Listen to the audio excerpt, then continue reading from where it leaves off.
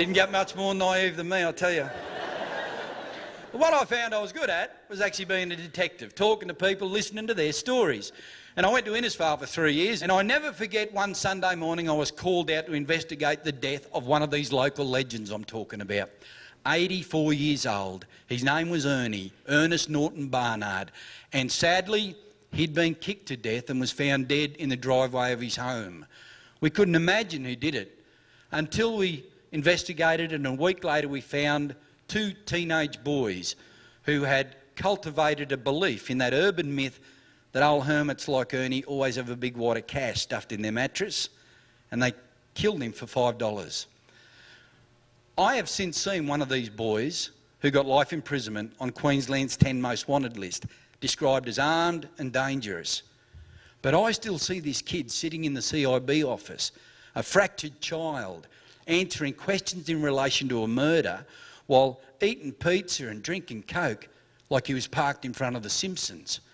But every now and then his eyes would glaze over as he locked into the enormity of the mistake he had made.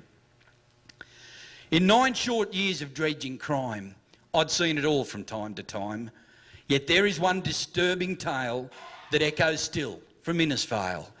Oh, the cane smells sweet up north, I'll vouch, when rain floods every water pouch and fishing docks all come alive as oceans swirl and seabirds dive.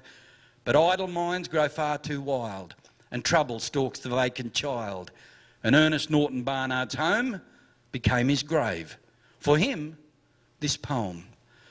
Ernie's shuffling, peddling feet had often crossed my busy beat, collecting bottles, dressed in rags, with odd things stuffed in plastic bags. He had a house, both cold and dark, yet so much warmer than the park. A single lamp, a sweat-soaked bed, and stains from possums overfed, and 2 sad sorry souls next door, where urban legend experts swore that Ernie's mattress, mind the mould, if you were game, was lined with gold. I'd heard it too when I was young, in my hometown, from everyone. That old girl scrounging round the dump was rumoured well to have a lump of cash as thick as my dad's fist. So when us kids one night got pissed, we talked about this rendezvous, but we never crossed that line. Would you? Ernie's friendly neighbours did, yet misery would haunt their bid, as common sense was hurled away and in they marched to earn their pay. Curled up tight, the pauper slept, while clumsily his nightmare crept. Then hell awoke him. Righto, Pop, let's open up the lolly shop. Ernie stumbled blind and he felt his way towards the door where yesterday he'd left the house and climbed the drive to watch the Meals on Wheels arrive. But these fresh lads were dining in. 5 knuckles caught his scrawny chin. The steel cap sent him on his way. He died stone broke, and so were they. Now Ernie's gone to where they know that shiny things don't always glow, and wealth accrued in one foul play will curse us to our final day. He'd lived his life, and there's the shame. Those 2 kids never knew his name, nor did they sit and share his fire and meet a man they might admire. A bloke who once ran mad and free and dreamt of easy cash like me. He was a walking matinee. He knew it all, but so did they. A few days later, Ernie's ghost was perched where I'd seen the most, behind the eyes of guilty men who spilled their guts upon my pen.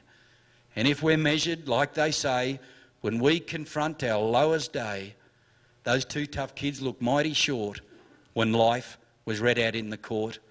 For no weight sinks them like the rock they carry handcuffed to the dock, and nothing kicks a youthful gut as hard as a cell door slamming shut, except the linger of the pause before the silence bears her claws.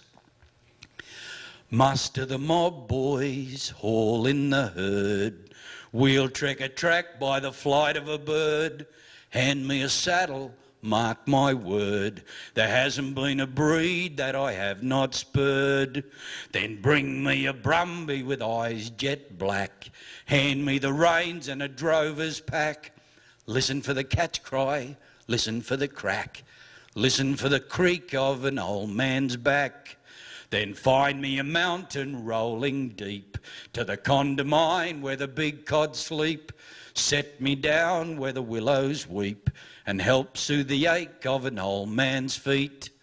My limbs grow tired, my dreams have fled, yet I'll not grace that hospital bed. Go now, spirit, before I'm dead, and find me a sunset fiery red. Then I'll ride hard for the perfect place, where man isn't judged by creed or race, where a soul passes over to resume the chase, leaving a smile on an old man's face.